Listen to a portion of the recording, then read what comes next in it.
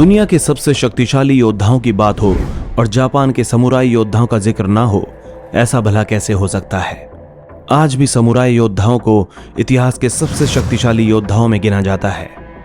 Japan के इन samurai योद्धाओं को सालों की तपस्या के बाद ये उपाधि मिलती थी। मतलब ये कि जापान में 12वीं सदी से लेकर 19वीं सदी के बीच समुराई योद्धा बनना बेहद मुश्किल काम था। अगर कोई बन भी गया तो किसी जंग में हार मिलने पर उसके लिए आम लोगों की तरह जिंदगी जीना बेहद मुश्किल हो जाता था। जापान के समुराई योद्धाओं की युद्ध कौशल क्षमता सबसे अलग थी। उन्हें अमर माना जाता था, लेकिन 19वीं शताब्दी के आते आते उनका अंत हो गया। जापानी समुराई योद्धा अपराजित माने जाते थे, लेकिन इनसे जुड़ा हाराकीरी शब्द इनकी जिंदगी का सबसे अहम पड़ाव माना जाता था।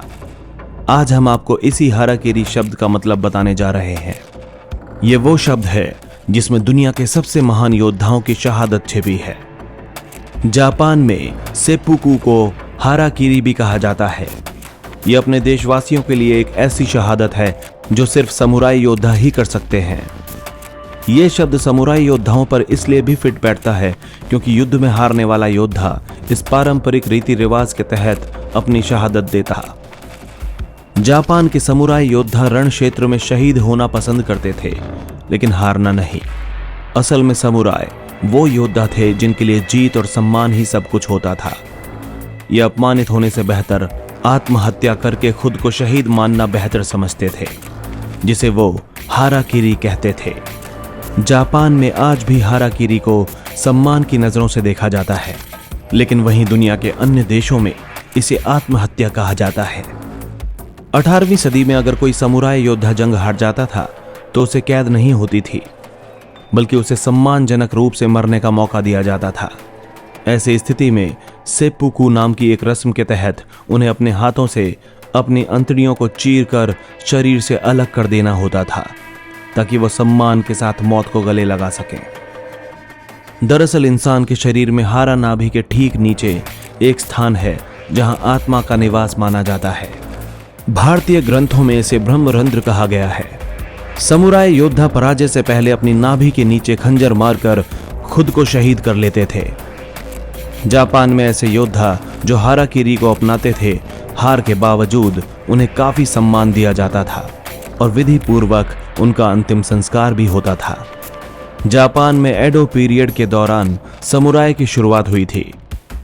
इसे देश में सबसे ऊंचे तबके में गिना जाता था। समुराई योद्धाओं ने धनुष और तीर, भाले और बंदूकें जैसी कई हथियारों का इस्तेमाल किया, लेकिन उनका मुख्य हथियार और प्रतीक तलवार ही थी। समुराई अत्यधिक कुशल योद्धाओं का एक वर्ग था जो साल 646 ईस्वी के ताइका सुधारों के बाद जापान में उभरा, जिनमें भूमि पुनर्वितरण और एक विस्तृत चीनी शैली के साम्राज्य का समर्थन करने के लिए भारी नए कर शामिल थे। सुधारों ने कई छोटे किसानों को अपनी जमीन बेचने और किराएदार किसानों के रूप में काम करने के लिए मजबूर किया। समय के साथ कुछ बड़े भूस्वामियों ने शक्ति और धन अर्जित किया, जिससे मध्ययुगीन यूरोप के समान एक सामंती व्यवस्था का निर्माण हुआ। अपने धन की रक्षा के लिए जापानी सामंतों और अमीर वर्ग के लोगों ने पहले समुराई योद्धाओं को काम पर रखा था। प्रारंभिक सामंती युग। कुछ समुराई उन जमींदारों के रिश्तेदार थे जिनकी उन्होंने रक्षा की थी, जबकि अन्य केवल किराए की तलवारें थीं। समुराई संहिता में अपने मालिक के प्रति वफादारी पर जोर दिया जाता था, यहां तक कि परिवार की वफादारी से भी ऊपर। इतिहास से पता चलता है कि सबसे वफादार समुराई आमतौर पर अपने स्वामी के परिवार के सदस्य या वित्तीय आश्रित ही होता था। 900 के दशक के दौरान हेन युग के कमजोर सम्राटों ने ग्रामीण जापान पर नियंत्रण खो दिया और देश विद्रोह के कारण टूट गया। सम्राट की शक्ति जल्द ही राजधानी तक ही सीमित रह गई और पूरे देश में योद्धा वर्ग सत्ता की शून्यता को भरने के लिए आगे बढ़ने लगा। वर्षों की लड़ाई के बाद समुराई ने एक सैन्य सरकार की स्थापना की, जिसे शोगुनेट के नाम से जाना जाता है। 1100 के दशक की शुरुआत तक योद्धाओं के पास जापान के अधिकांश हिस्से पर सैन्य और राजनैतिक शक्तियां दोनों ही थीं।